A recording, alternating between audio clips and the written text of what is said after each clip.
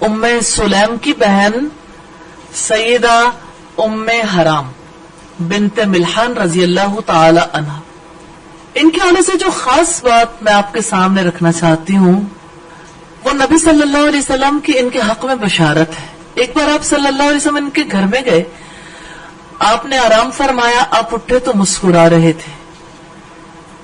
سیدہ ام حرام نے ان سے پوچھا کہ آپ کیوں مسکرا رہے ہیں؟ تو آپ صلی اللہ علیہ وسلم نے جواب دیا، اپنی امت کے ایک ایسے لشکر کے بارے میں کہ میرے سامنے کچھ لوگ میری امت کے پیش کیے گئے کہ وہ اللہ کے راستے میں غزوہ کرنے کے لیے دریا کے بیچ میں سوار اس طرح جا رہے ہیں جس طرح بادشاہ تخت پر سوار ہوتے ہیں، یا جیسے بادشاہ تخت پر رواں ہوتے ہیں۔ سیدہ ام حرام کہتی، میں نے عرض کی، یا رسول اللہ، اللہ کی بارگاہ میں دعا کر دیجئے کہ اللہ مجھے ان میں سے کر دے۔ نبی صلی اللہ علیہ وسلم نے ان کے حق میں دعا کی، پھر رسول اللہ صلی اللہ علیہ وسلم نے تکیے پر سر رکھا اور سو گئے۔ پھر جب بیدار ہوئے تو مسکرانے لگے۔ سیدہ ام حرام کہتی، میں نے پوچھا، اللہ کے رسول اب آپ کیوں مسکرا رہے ہیں؟ آپ نے فرمایا، میں نے خواب میں دیکھا کہ میری امت کے کچھ لوگ میرے سامنے لائے گئے، وہ اللہ کی راہ میں جنگ کرنے کے لیے جا رہے ہیں پہلے کی طرح۔ آپ نے دوبارہ فرمایا۔ سیدہ ام حرام کہتی، میں نے عرض کیا، اللہ کی بارگاہ میں آپ دعا کیجئے کہ وہ مجھے ان لوگوں میں سے کر دے۔ رسول اللہ نے فرمایا کہ آپ پہلے لوگوں میں شامل ہوں گے، یعنی وہ جو جائیں گے ان میں پہلے لوگوں میں شامل ہوں گے۔ الفاظ آپ کے یہ تھے، انت من الاولین، آپ پہلے لوگوں میں شامل ہوں گی۔ سیدہ ام حرام ان لوگوں میں شامل ہوئی۔ پھر ایسا ہوا، بہت طویل سفر پیدل چلتی رہی، تھک گئی۔ پھر ان کے لیے ایک خچر لایا گیا، خچر پر سوار ہونے لگی۔ چٹان کے پاس خچر پر جب سوار ہونے لگی تو گر گئی اور ان کی گردن ٹوٹ گئی۔ جب گردن ٹوٹی تو سیدنا عبادہ ابن صامت رضی اللہ تعالی عنہ جو ان کے شوہر تھے ان کے قریب پہنچے۔ آخری الفاظ جو سیدہ ام حرام کی زبان پر تھے سنے گئے، انت من الاولین، تو پہلے لوگوں میں سے ہو گئے۔ ہاں، وعدوں کا یقین انسان کو کتنا دور، کتنی اوپر، کتنی بلندی تک لے جاتا ہے۔ اللہ تعالیٰ اور اس کے رسول کے وعدے، یہ وعدوں پر یقین کرنا ہی ایمان ہے۔ انت من الاولین، اللہ تعالیٰ سے دعا ہے اللہ تعالیٰ ہمیں بھی پہلے لوگوں میں شامل فرما دے، ہمیں ایسے کام ہمیں زندگی میں کرنے کی توفیق دے کہ ہمارے لیے اعلان ہو جائے، انت من الاولین، انت من الاولین۔ تو سیدہ ام حرام کی زندگی کو دیکھیں گے، کیسے وہ اللہ اور اس کے رسول کے وعدوں پر یقین کرنے والی تھی۔ ان کی زندگی کی کیا خاص باتیں تھیں، شوہر کے ساتھ کیسے تعلقات تھے، ان کے شوہر کی کیا مصروفیات ہوتی تھیں، کیونکہ گھرانے کے لوگوں کی کارکردگی کے ساتھ ایک انسان کی شخصیت کا زیادہ پتہ چلتا ہے۔ یعنی ایک تو خود اپنی ایکٹیویٹی، ضروری نہیں کہ گھرانے کے لوگ ساتھ دیں، جیسے حضرت نوح کے بیٹے نے ساتھ نہیں دیا، سیدنا نوح کی شخصیت پھر بھی قداور ہے۔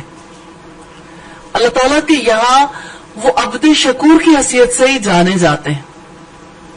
لیکن دوسری طرف ہم دیکھتے ہیں کہ ہم صحابیات میں سے بھی ایسی شخصیات کو دیکھتے ہیں کہ جہاں گھر والے کسی بھی طور ایمان قبول کرنے والے نہیں تھے، جیسے سیدہ ام سلیم کا پہلا شوہر، یعنی سیدنا انس بن مالک کے جو والد تھے وہ تو ایمان نہیں لائے تھے اور گھر سے ناراض ہو کے چلے گئے تھے کہ میری اولاد بھی گئی، بیوی بھی گئی، اور جب ناراض ہو کے نکلے تو شام کی طرف گئے تو وہیں پہ ایک راستے میں قتل کر دیے گئے۔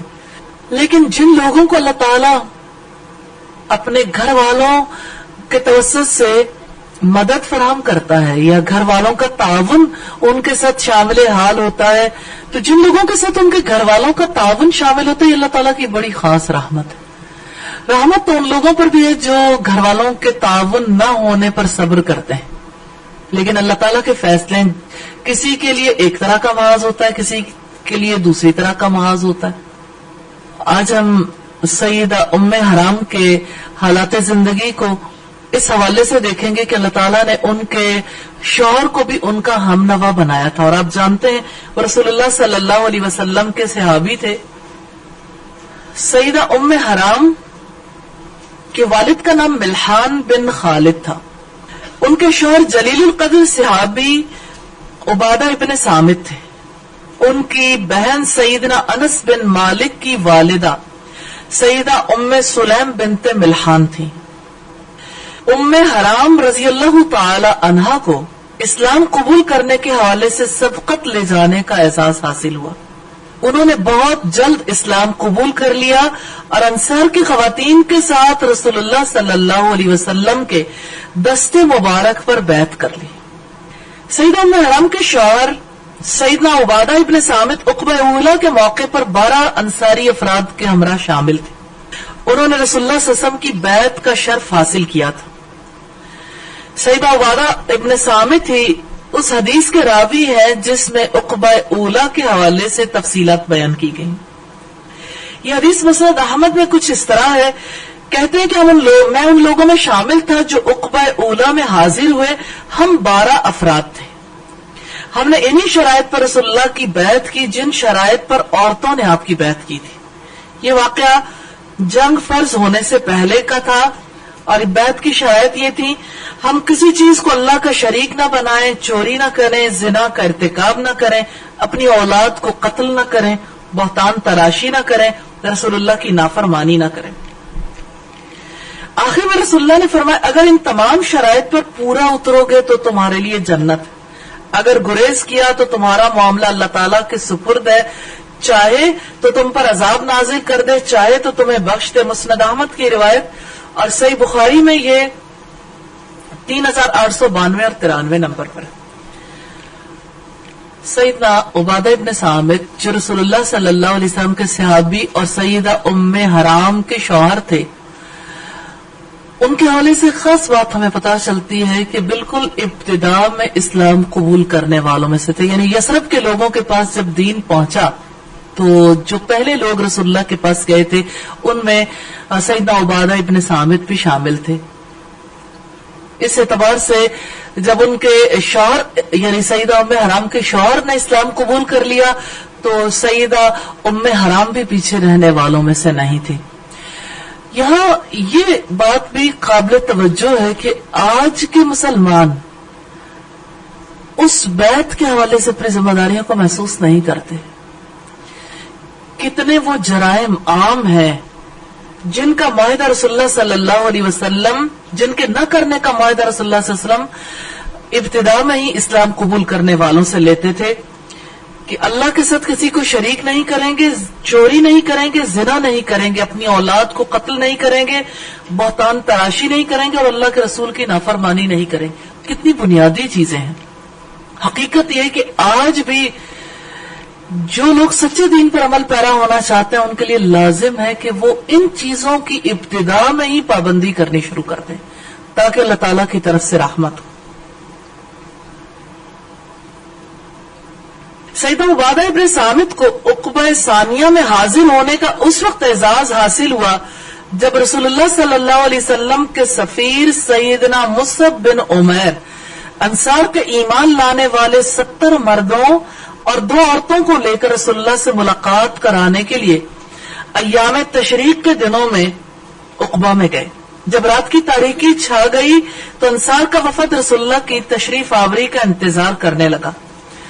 جب رسول اللہ تشریف لائے تو آپ کے ساتھ آپ کے چچا سیدنا عباس بن عبد المطلب بھی تھے تاکہ وہ انصار سے اپنے بھتیجے کی مدد اور تائید کا پختہ وعدہ لے سکیں.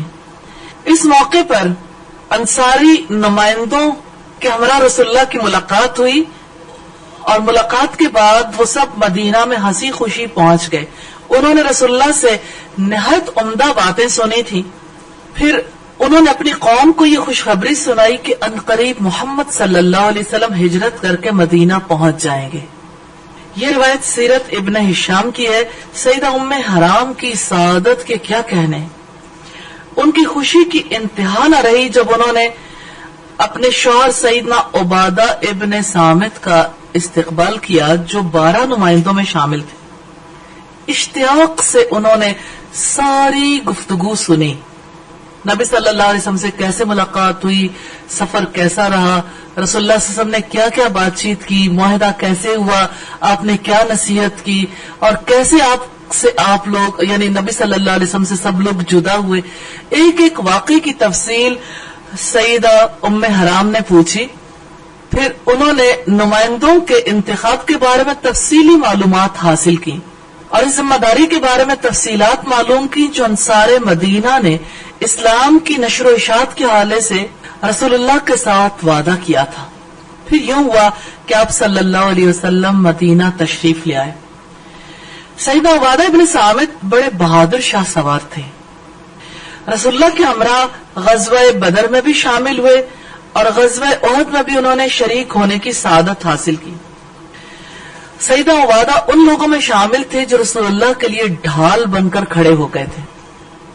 غزوہ احد کے بارے میں آپ جانتے ہیں کہ مسلمانوں کی فتح شکست میں بدل گئی تھی. سیدنا عبادہ ابن صامت کو یہ سعادت حاصل تھی کہ وہ رسول اللہ کے ہمراہ جہاد کے لیے روانہ ہوتے. جب رسول اللہ جہاد پر نہ جاتے تو سیدنا عبادہ ابن صامت رضی اللہ تعالی عنہ ان کی مجالس میں جاتے تاکہ نبی صلی اللہ علیہ وسلم کے علم سے فائدہ حاصل کر سکے. سیدہ ام حرام اور ان کے شوہر دونوں کو اس بات کا علم تھا کہ علم حاصل کرنا ہر مسلمان مرد اور عورت پر فرض ہے. دونوں اللہ کی کتاب اور حدیث مصطفیٰ کے چشموں سے سیراب ہونے لگے. علم حاصل کرتے ہوئے اس مقام کو پہنچے کہ حدیث نبوی کو روایت کرنے کا شرف بھی حاصل ہوا. سیدہ ام حرام نے نبی صلی اللہ علیہ وسلم سے 5 احادیث روایت کرنے کا شرف حاصل کیا. ان سے ان کے شوہر سیدنا عبادہ نے ان کی ہمشیرہ کے بیٹے سیدنا انس بن مالک اور عطا بن یسار وغیرہ سے احادیث روایت کرنے کی سعادت حاصل کی. سیدہ ام حرام بنت ملحان سے بیان کردہ احادیث میں ایک حدیث پر امام بخاری اور امام مسلم کا اتفاق ہے. سیدہ ام حرام بنت ملحان روزہ دار تھیں, بہت روزے رکھتی تھیں, عبادت گزار تھیں, کثرت سے قرآن مجید کی تلاوت کرتی تھیں, ذکر الہی میں مصروف رہنے والی خاتون تھی. علامہ ابن عبد البر لکھتے ہیں کہ سیدہ ام حرام بنت ملحان اور ان کی بہن ام سلیم بنت ملحان دونوں رسول اللہ صلی اللہ علیہ وسلم کی رضائی خالہ تھیں. اور کچھ مورخین کا یہ خیال ہے کہ دونوں رسول اللہ کے باپ یا دادا کی جانب سے رشتے میں آپ کی خالہ لگتی تھی, اس لیے کہ رسول اللہ کے دادا عبد المطلب کی والدہ بنو نجار میں سے تھیں. اس رشتے کی بنا پر رسول اللہ ان دونوں کے گھر تشریف لے جایا کرتے تھے اور کبھی کبھی قیلولہ بھی کرتے تھے. یہ بات خصوصی طور پر اس لحاظ سے اہمیت کی حامل ہے کہ آپ صلی اللہ علیہ وسلم کا کسی کے گھر جانا, پھر کسی خاتون کا آپ کے قریب بیٹھنا, پھر آپ کا جیسے سیدہ ام سلیم آپ کے پسینے کو جمع کر لیتی تھی, سیدہ ام حرام آپ کے سر میں کنگھی کر دیا کرتی تھی. تو کسی خاتون کا کنگھی کرنا یہ کوئی عام واقعہ نہیں ہے, کیونکہ دین اسلام نے جو پابندیاں مرد اور عورت کے تعلق کے حوالے سے عائد کی ہیں اس لحاظ سے کنفیوژن پیدا ہوتی ہے. اور کنفیوژن اس وقت بڑھ جاتی ہے جب ہمارے یہاں کے علماء کا ایک گروہ ایسا ہے کہ جو بیعت کا قائل ہے اور پیر صاحب کے ساتھ وہ ساری شرائط ختم ہو جاتی ہیں اسلام کی جو اسلام ایک عورت پر عائد کرتا ہے مرد سے تعلق رکھنے کے حوالے سے. تو نبی صلی اللہ علیہ وسلم کسی بھی خاتون جو نامحرم تھی اس کے ساتھ تعلق رکھنے میں سب سے زیادہ محتاط تھے. تو آپ صلی اللہ علیہ وسلم نے اپنی خالاؤں کے ساتھ جو معاملہ کیا تو یہ بھی ہمارے لیے مثال ہے صلہ رحمی کی, کہ اگرچہ رشتے کی خالہ تھی یا رضائی خالہ تھی, آپ کا ان کے گھر جانا, کبھی آرام کرنا, کبھی انہیں خوشخبریاں سنانا, کبھی ان کے ساتھ کھانا کھانا, یہ سب چیزیں رشتہ داری کے تعلق کو مضبوط بنانے والی ہیں.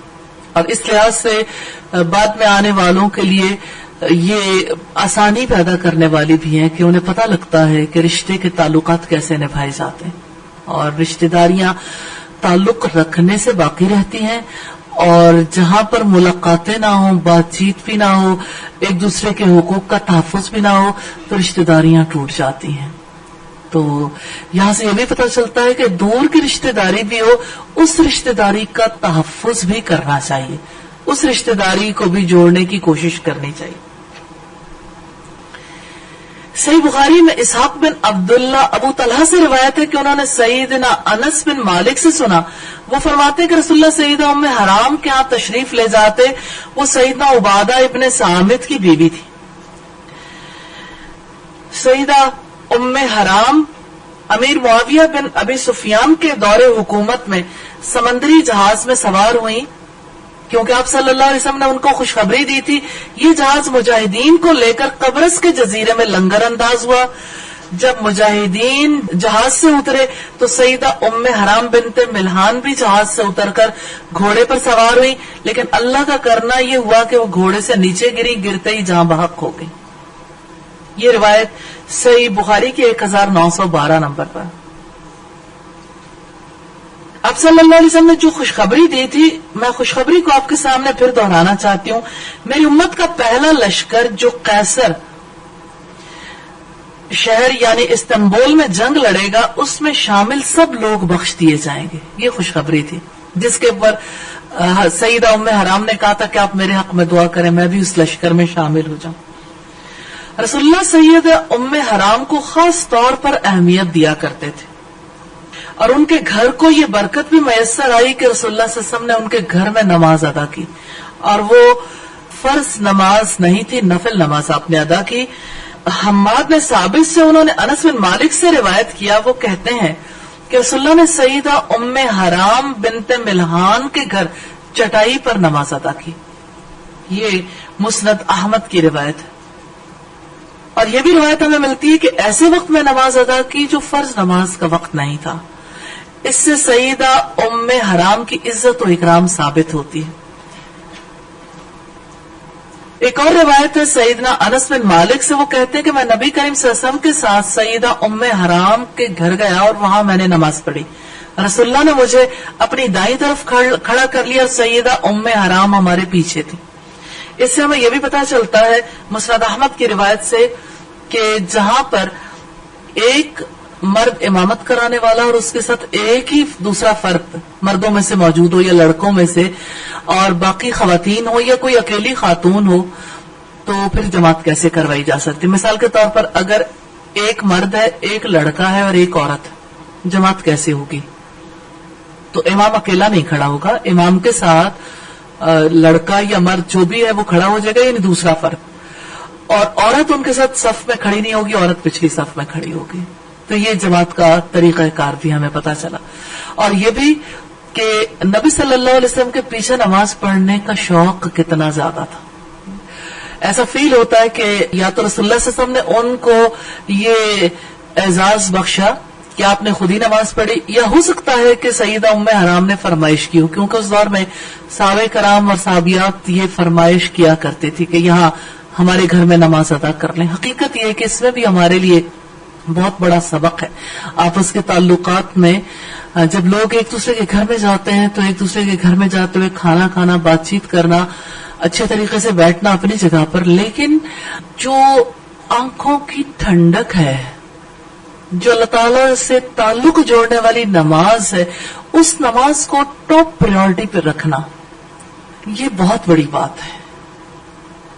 تو یاد رکھیے گا، زندگی میں قیمتی ترین عمل نماز ہے، قیمتی ترین۔ اللہ تعالیٰ کا تعلق اسی نماز سے ہمیں ملتا ہے، اس لیے اس نماز کے بارے میں سدا ہی فکر مند رہیں۔ اس نماز کو بہتر بنانے کے لیے قرآن زیادہ حفظ کریں، اس کے خشوع و خضوع کے لیے دعائیں بھی کریں، اور نماز پڑھنے سے پہلے بھی اور نماز کے دوران بھی خالی ذہن ہو کر اللہ تعالیٰ کی طرف رجوع، اور خیالات کا رجوع بھی اور دل کا رجوع بھی اللہ تعالیٰ کی طرف کر کے رکھیں، اور اللہ سے اس بارے میں مدد بھی مانگیں، اور اس کے لیے نبی صلی اللہ علیہ وسلم کے اسوے پر اور آپ کے حکم پر عمل کرنے کی کوشش بھی کریں۔ ان تعبد اللہ کأنک ترہ، تم اللہ تعالیٰ کی عبادت ایسے کرو گویا کہ تم اسے دیکھتے ہو۔ فإن لم تکن تراہ فإنہ یراک، پھر اگر تم اسے نہیں دیکھتے وہ تو تمہیں دیکھتا ہے۔ اس وجہ سے نماز کو اچھی طریقے سے ادا کرنے کے لیے یا تو اللہ تعالیٰ کو اپنے سامنے محسوس کرنا ہے، یا اللہ تعالیٰ کی نظروں کو اپنے اوپر محسوس کرنا ہے، اور یہ اپنے گھر میں بھی، مسجد میں بھی، اور کسی اور کے گھر میں بھی۔ نارملی ہماری سوسائٹی میں ایسا ہوتا ہے کہ لوگ کسی کے گھر مہمان جاتے ہیں گھر والے بھی نماز چھوڑ دیتے ہیں اور مہمان جانے والا بھی، یعنی نماز لیسٹ یعنی آخری پریورٹی پہ بھی نہیں رہتی. عمومی طور پر ایسا ہوتا ہے. ہاں جن لوگوں کو دین کی سمجھ آ جاتی ہے وہ نماز ضرور ادا کرتے ہیں، وہ بھی ٹاپ پریورٹی پہ نہیں ہوتی. یعنی آپ کسی کے گھر جا رہے ہیں تو کسی کے گھر جاتے ہوئے یہ پلان کر کے جائیں کہ میں نے نماز وہاں پہ پڑھنی، یا آپ کسی کو گھر بلاتے ہیں اور آپ کہتے ہیں کہ آپ نے نماز ہمارے یہاں ضرور پڑھنی ہے. یہ ہے نبی صلی اللہ علیہ وسلم اور آپ کے صحابہ اور آپ کی صحابیات کا اسوہ. تو نماز قیمتی ترین متاع ہے. اقیم الصلاۃ لذکری، میری یاد کے لیے نماز قائم کرو. تو ملاقات بھی اسی ذات کی یاد کے لیے اور پھر نماز بھی اسی کی یاد کے لیے. تو مومنوں کے آپس کے تعلقات کس طرح سے بننے چاہیے؟ من احب للہ وابغض للہ وآتى للہ ومنع للہ فقد استکمل الایمان. جس نے اللہ کے لیے محبت کی، یعنی اللہ کا ذکر کرنے کے لیے، اللہ کا تعلق حاصل کرنے کے لیے، اللہ تعالیٰ کے تعلق کو مضبوط بنانے کے لیے. من احب للہ، جس نے اللہ کے لیے محبت کی، وہ ابغض للہ، اور اللہ کی خاطر بغض رکھا، اللہ کی خاطر دیا اور اللہ کی خاطر روک لیا، اس نے یقیناً اپنے ایمان کو مکمل کر لیا. تو یہ تکمیل ایمان والے کام ہیں. تو یہ تعلقات جو ہے صرف کھانے کی بنیاد پر نہیں، صلاح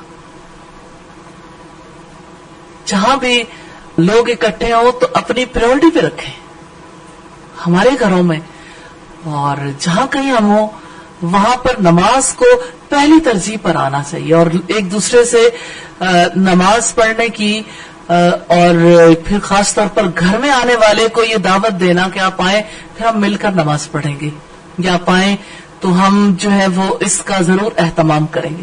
تو اب دیکھیں گھر برکت سے بھر جاتے ہیں نماز ادا کرنے کی وجہ سے، اور خیالات کا رخ تبدیل ہو جاتا ہے. اب دیکھیں جس گھر میں لوگ نماز پڑھیں گے وہ وضو بھی کریں گے. اب جہاں وضو کرنے کے لیے زیادہ افراد ہوں گے وہاں گھر والے سوچیں گے گھر بناتے ہوئے بھی کہ وضو کرنے کی جگہ الگ ہونی چاہیے.